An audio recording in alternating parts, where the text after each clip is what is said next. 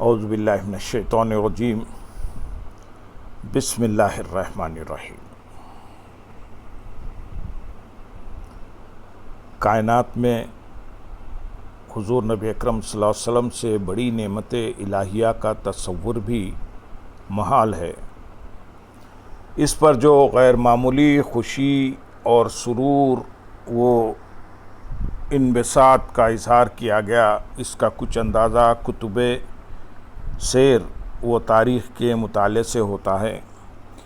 ان کتابوں میں فضائل و شمائل اور خصائص کے حوالے سے بہت سی روایات ملتی ہیں، جن سے یہ واضح ہوتا ہے کہ خود اللہ تبارک و تعالیٰ نے اپنے حبیب محمد مصطفیٰ صلی اللہ علیہ وسلم کی ولادت مبارکہ پر خوشی منائی۔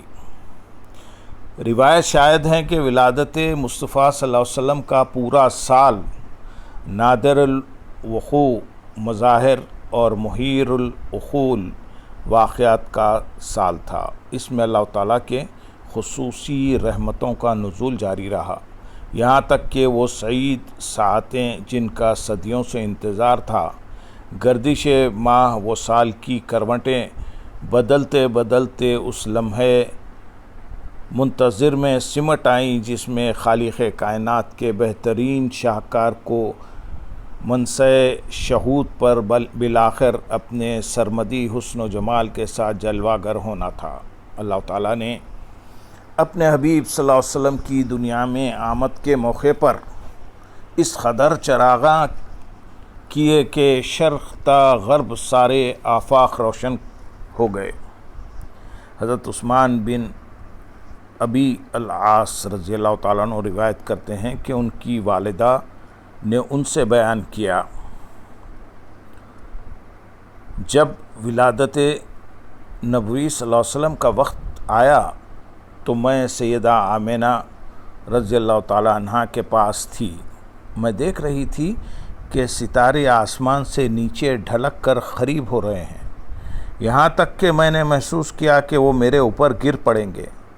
پھر جب آپ صلی اللہ علیہ وسلم کی ولادت باسعادت ہوئی تو سیدہ آمنہ رضی اللہ تعالیٰ عنہا سے ایسا نور نکلا جس سے پورا گھر جس میں ہم تھے اور حویلی جگمگ کرنے لگی، اور مجھے ہر ایک شے میں نور ہی نور نظر آیا۔ اللہم صلی علی سیدنا محمد وعلی آل سیدنا محمد وبارک وسلم۔ حضرت ابو امامہ رضی اللہ تعالیٰ عنہ بیان کرتے ہیں کہ انہوں نے بارگاہ رسالت میں آپ صلی اللہ علیہ وسلم میں عرض کیا، یا رسول اللہ صلی اللہ علیہ وسلم، آپ کی نبوت مبارکہ کی شروعات کیسے ہوئی؟ حضور نبی اکرم صلی اللہ علیہ وسلم نے فرمایا، میں اپنے باپ ابراہیم کی دعا اور عیسیٰ کی بشارت ہوں، اور میری ولادت کے وقت میری والدہ ماجدہ نے دیکھا کہ ان کے جسم اطہر سے ایک نور نکلا جس سے شام کے محلات روشن ہو گئے۔ حضرت آمنہ رضی اللہ تعالیٰ عنہ اپنے عظیم نونہال کے واقعات ولادت بیان کرتے ہوئے فرماتی ہیں، جب سرور کائنات صلی اللہ علیہ وسلم کا ظہور ہوا تو ساتھ ہی ایسا نور نکلا جس سے شرق تا غرب سب آفاق روشن ہو گئے۔ ایک روایت میں سیدہ آمنہ رضی اللہ تعالیٰ عنہ سے مروی ہے کہ وقت ولادت ان سے ایسا نور خارج ہوا جس کی ضوء پاشیوں سے ان کی نگاہوں پر شام میں بصرہ کے محلات اور بازار روشن ہو گئے، یہاں تک کہ انہوں نے بصرہ میں چلنے والے اونٹوں کی گردنیں بھی دیکھ لی۔ احادیث میں یوم عاشوراء کے حوالے سے جشن میلاد کو عید مسرت کے طور پر منانے پر محدثین نے استدلال کیا ہے۔ یوم عاشوراء کو یہودی مناتے ہیں، اور یہ وہ دن ہے جب حضرت موسیٰ علیہ السلام کی قوم بنی اسرائیل کو فرعون کے جبر و استبداد سے نجات ملی۔ اس طرح یہ دن ان کے لیے یوم فتح اور آزادی کا دن ہے، جس میں وہ بطور شکرانہ روزہ رکھتے ہیں اور خوشی مناتے ہیں۔ ہجرت کے بعد جب حضور نبی اکرم صلی اللہ علیہ وسلم نے یہود مدینہ کا یہ عمل دیکھا تو فرمایا کہ موسیٰ پر میرا حق نبی ہونے کے ناطے ان سے زیادہ ہے، چنانچہ آپ صلی اللہ علیہ وسلم نے عاشورے کے دن اظہار تشکر کے طور پر خود بھی روزہ رکھا اور اپنے صحابہ کرام رضی اللہ تعالیٰ عنہ کو بھی روزہ رکھنے کا حکم دیا۔ اس پر بھی بہت سی روایت ہیں جس سے یہ استدلال کیا جاتا ہے کہ اگر یہود اپنے پیغمبر کی فتح اور اپنی آزادی کا دن جشن عید کے طور پر منا سکتے ہیں تو ہم مسلمانوں کو بدرجہ اولا اس کا حق پہنچتا ہے کہ ہم حضور نبی رحمت صلی اللہ علیہ وسلم کی ولادت کا جشن مثالی جوش و خروش سے منائیں، جو اللہ کا فضل اور رحمت بن کر پوری نسل انسانیت کو ہر قسم کے مظالم اور ناانصافیوں سے نجات دلانے کے لیے اس دنیا میں تشریف لائے۔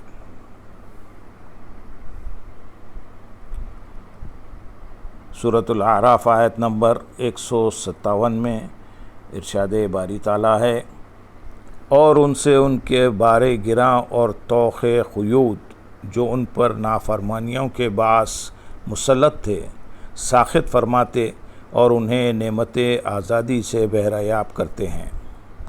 آخری بات یہ کہ اس کائنات عرضی میں ایک مومن کے لیے سب سے بڑی خوشی اس کے سوا اور کیا ہو سکتی ہے کہ جب حضور نبی اکرم صلی اللہ علیہ وسلم کا ماہ ولادت آئے تو اسے یوں محسوس ہونے لگے کہ کائنات کی ساری خوشیاں ہیچ ہیں، اور اس کے لیے میلاد مصطفیٰ صلی اللہ علیہ وسلم کی خوشی ہی حقیقی خوشی ہے۔ جس طرح سابقہ پر اس سے بدرجہ کم تر احسان اور نعمت عطا ہونے کی صورت میں واجب کیا گیا تھا، جبکہ ان امتوں پر جو نعمت ہوئی وہ عارضی اور وقتی تھی، اس کے مقابلے میں جو دائمی اور ابدی نعمت عظمیٰ حضور نبی اکرم صلی اللہ علیہ وسلم کے ظہور اقدس کی صورت میں امت مسلمہ پر ہوئی ہے، اس کا تقاضا ہے کہ وہ بدرجہ اتم سراپا تشکر و امتنان بن جائے اور اظہار خوشی و مسرت میں کوئی کسر نہ اٹھا رکھے۔ قرآن مجید نے بڑے بلیغ انداز سے جملہ نوع انسانی کو اس نعمت اور فضل و رحمت کو یاد رکھنے کا حکم دیا ہے جو محسن انسانیت پیغمبر رحمت حضور نبی اکرم صلی اللہ علیہ وسلم کی صورت میں انہیں عطا ہوئی، اور جس نے ان اندھیروں کو چاک کر دیا جو صدیوں سے شب تاریک کی طرح ان پر مسلط تھے، اور نفرت و بغض کی وہ دیواریں گرا دیں جو انہیں قبیلوں اور گروہوں میں منقسم کیے ہوئے تھے۔ ارشاد باری تعالیٰ ہے، اور اپنے اوپر کی گئی اللہ کی اس نعمت کو یاد کرو کہ جب تم ایک دوسرے کے دشمن تھے تو اس نے تمہارے دلوں میں الفت پیدا کر دی اور تم اس کی نعمت کے باعث آپس میں بھائی بھائی ہو گئے۔ ان ٹوٹے ہوئے دلوں کو پھر سے جوڑنا اور گروہوں میں بٹی ہوئی انسانیت کو رشتہ اخوت اور محبت میں پرو دینا اتنا بڑا واقعہ ہے جس کی کوئی نظیر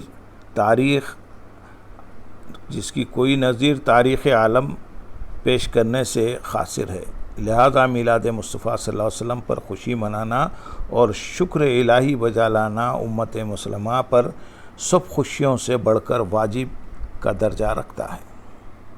اللہم صلی علی سیدنا محمد وعلی آل سیدنا محمد وبارک وسلم۔ ہمارے عقیدہ باطنی اور ارتقاء اور روحانی زندگی کا انحصار ذکر یعنی یاد کرنے، یاد رکھنے اور یاد منانے پر ہے۔ ہمارے روزمرہ معاملات، سرگرمیاں، حرکات و سکنات، گفتگو، سمجھ بوجھ، پڑھنا لکھنا، میل ملاقات، الغرض جملہ امور زندگی اس علم پر منحصر ہوتے ہیں جو ہم حاصل کرتے ہیں اور اپنی یادداشت میں محفوظ کر لیتے ہیں۔ اس طرح پوری زندگی لمحہ بلمحہ ہماری یاد میں محفوظ ہوتی ہے۔ یہی یاد ہمیں زندگی گزارنے کے طریقے، سلیقے اور ہنر سکھاتی ہے۔ سب نئے پرانے رشتے اسی یاد سے زندہ رہتے ہیں۔ اسی کی بنیاد پر ہماری عادات و خصائل متشکل ہوتے ہیں۔ اس کے بغیر ہمیں کسی زبان یا بات چیت کی سمجھ آ سکتی ہے، نہ ہم دوستوں یا دشمنوں کی پہچان رکھ سکتے ہیں۔ یاد کے بغیر گویا پوری زندگی دیوانگی ہے۔ ہوش و خرد کا وجود محض اسی یاد کے سہارے قائم ہے۔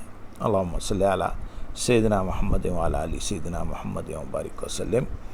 قرآن حکیم نے انسان کو جو نظام ہدایت عطا کیا ہے، اس کے قیام و استحکام کی بنیاد بھی اسی یاد پر رکھی گئی ہے۔ چنانچہ وہ انسان جو اللہ اور اس کے آخری رسول صلی اللہ علیہ وسلم پر ایمان لے آتا ہے، وہ ہدایت الہی کے ماضی اور مستقبل پر بھی ایمان لاتا ہے۔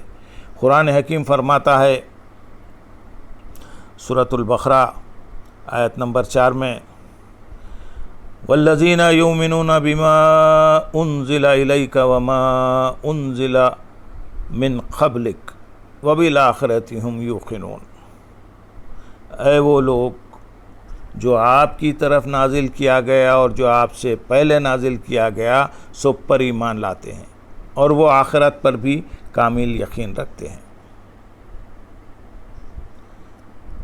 اور وہ لوگ جو آپ کی طرف نازل کیا گیا اور جو آپ سے پہلے نازل کیا گیا سب پر ایمان لاتے ہیں، اور وہ آخرت پر بھی کامل یقین رکھتے ہیں۔ یہاں آپ سے پہلے نازل کی گئی کتابوں پر ایمان یاد کی بنیاد پر ایمان کا جز لا ینفک بن گیا ہے، جبکہ مومن کا باقی زندگی میں اسی ہدایت کو یاد رکھتے ہوئے اور ہر قدم اس کی اتباع اور پیروی کرتے ہوئے گزارنا تکمیل ایمان کے لیے لازم ہے۔ انسان انتخاب عمل کے دو راہے پر کھڑا ہے۔ جب وہ کسی عمل کا ارادہ کرتا ہے تو جو کچھ اسے یاد ہوگا اسی کے مطابق اس سے عمل سرزد ہوگا۔ یہاں ایک لطیف نقطہ یہ بھی سمجھنے والا ہے کہ دل کی کیفیات یا قلبی اعمال جنہیں ہم محبت، خشیت، عجز و نیاز اور تسلیم و رضا کے الفاظ استعمال کر کے ان کا تصور قائم کرنے کی کوشش کرتے ہیں، یاد یا یادوں سے منسلک ہوتے ہیں۔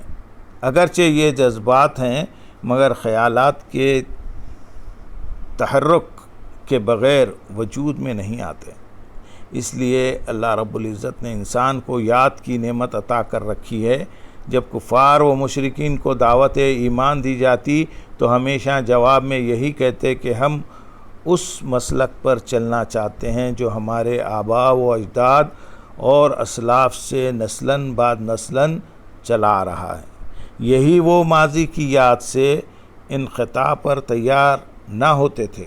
اس پر انہیں یاد دلایا جاتا کہ تمہارے باپ دادا کا راستہ منزل تک نہیں جاتا، وہ بھی غلط راستے پر چل رہے تھے اور وہ اپنے باپ دادا کا ذکر کرتے تھے۔ ان کے پاس بھی پیغام ہدایت آیا لیکن انہوں نے اللہ اور اس کے رسول کی تکذیب کی اور برباد ہو گئے۔ قرآن حکیم میں سورۃ الاعراف آیت نمبر 72 میں ارشاد ہے، پھر ہم نے ان کو اور جو لوگ ان کے ساتھ تھے اپنی رحمت کے باعث نجات بخشی اور ان لوگوں کی جڑ کاٹ دی جنہوں نے ہماری آیتوں کو جھٹلایا تھا اور وہ ایمان لانے والے نہ تھے۔ یہاں کفار و مشرکین کو یاد دلایا جا رہا ہے کہ تمہارے اسلاف نے غلط راستہ اختیار کیا اور برباد ہو گئے، لہٰذا وہ راستہ اپناؤ جس کی طرف تمہارے اسلاف کو بھی دعوت دی گئی تھی۔ مسلمانوں پر بھی لازم قرار دیا گیا کہ سابقہ انبیاء اور رسل جو پیغام الہی لے کر تشریف لائے وہ یہی پیغام ہے جو قرآن میں ہے، لہٰذا پہلی کتابوں پر ایمان لانا بھی اتنا ہی ضروری ہے جتنا قرآن حکیم پر ایمان لانا ضروری ہے۔ اللہم صلی علی سیدنا محمد وعلی آل سیدنا محمد وبارک وسلم۔